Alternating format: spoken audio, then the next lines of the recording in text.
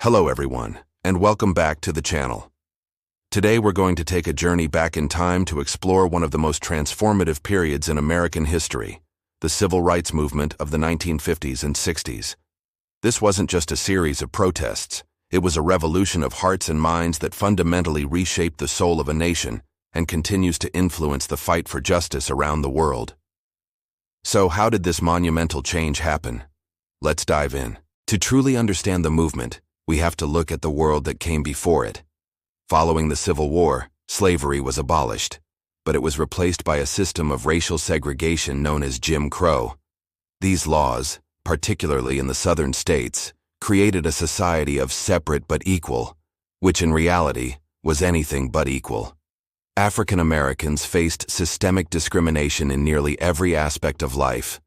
They were forced to use separate, and almost always inferior, schools, hospitals, water fountains, and restrooms.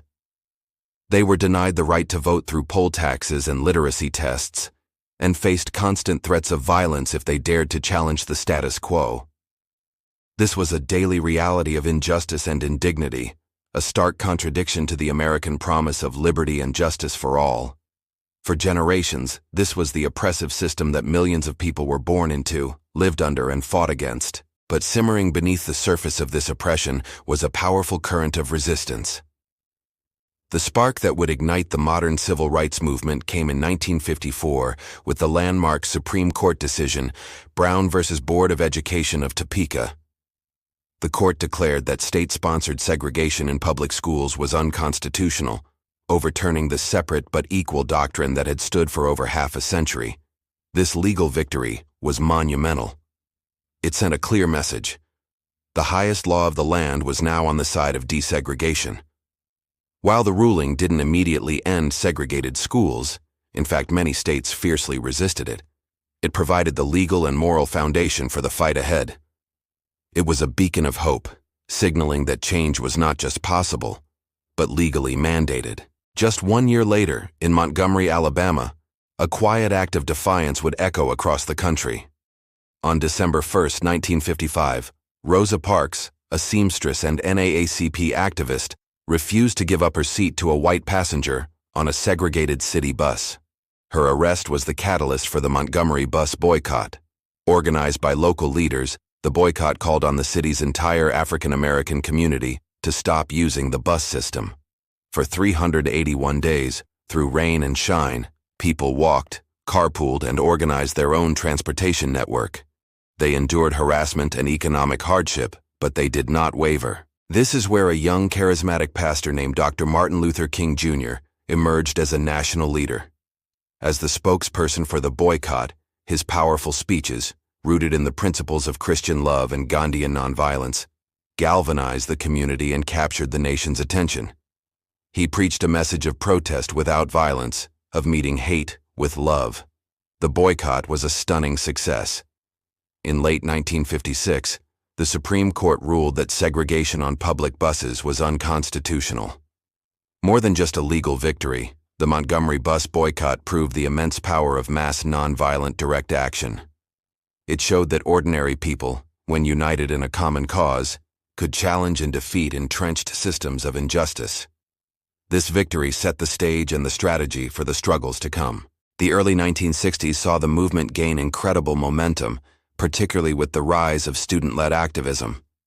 In 1960, 4 African American college students in Greensboro, North Carolina, walked into a Woolworth's department store, sat down at the whites-only lunch counter, and politely asked to be served. When they were refused, they simply stayed in their seats until the store closed. The next day, they came back with more students. This simple, powerful act of protest, known as the sit-in, spread like wildfire across the South. Young people, both black and white, organized sit-ins at segregated lunch counters, libraries, and beaches. They faced insults, threats, and physical attacks, but they remained committed to nonviolence. These sit-ins led to the formation of the Student Nonviolent Coordinating Committee, or SNCC, a key organization that empowered young people to take a leading role in the fight for freedom. The next major battleground was interstate travel. In 1961, the Congress of Racial Equality, or CORE, organized the Freedom Rides. Integrated groups of activists boarded buses destined for the Deep South to challenge the non-enforcement of Supreme Court rulings that had declared segregated interstate buses and terminals unconstitutional. The Freedom Riders were met with brutal violence. In Anniston, Alabama, one bus was firebombed.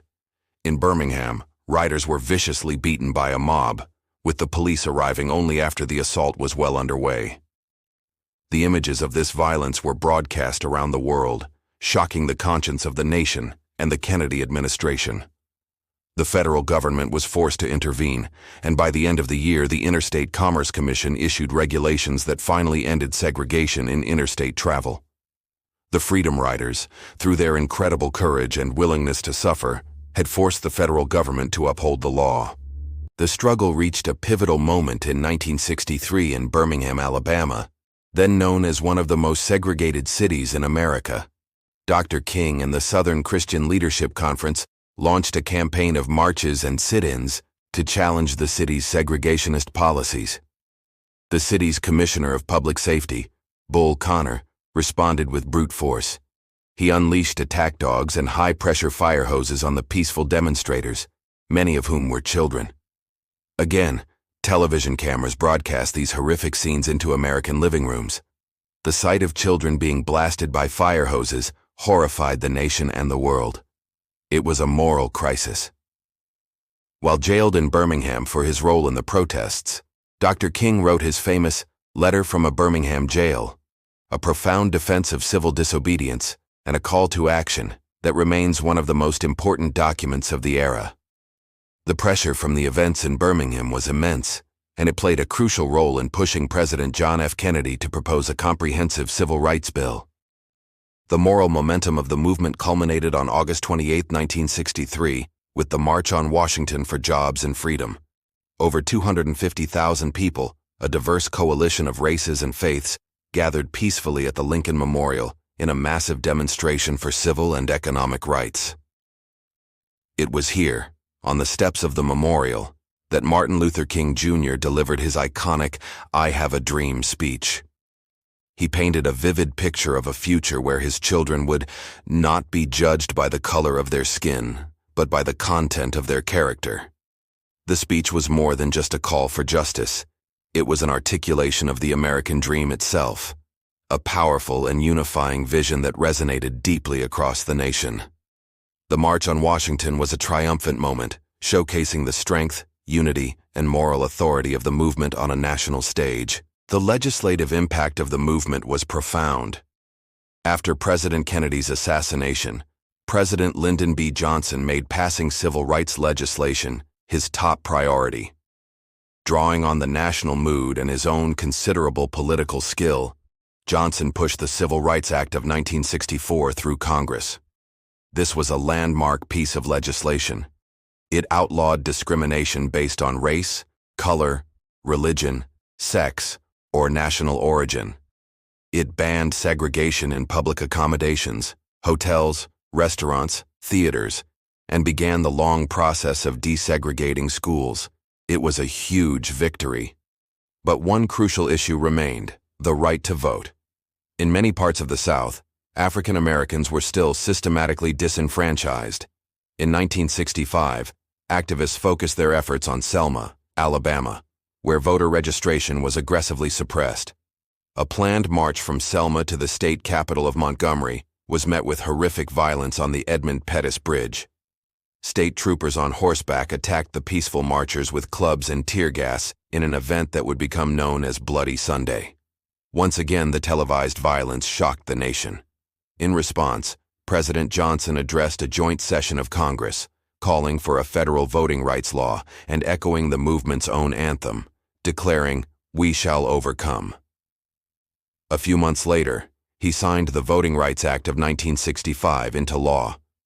This act eliminated literacy tests and other discriminatory voting practices and authorized federal examiners to register voters. The impact was immediate and dramatic. Within a few years, millions of African Americans registered to vote, and the number of black elected officials began to grow significantly across the South. The American civil rights movement of the 1950s and 60s is a powerful testament to the courage and resilience of ordinary people who demanded that their nation live up to its founding ideals.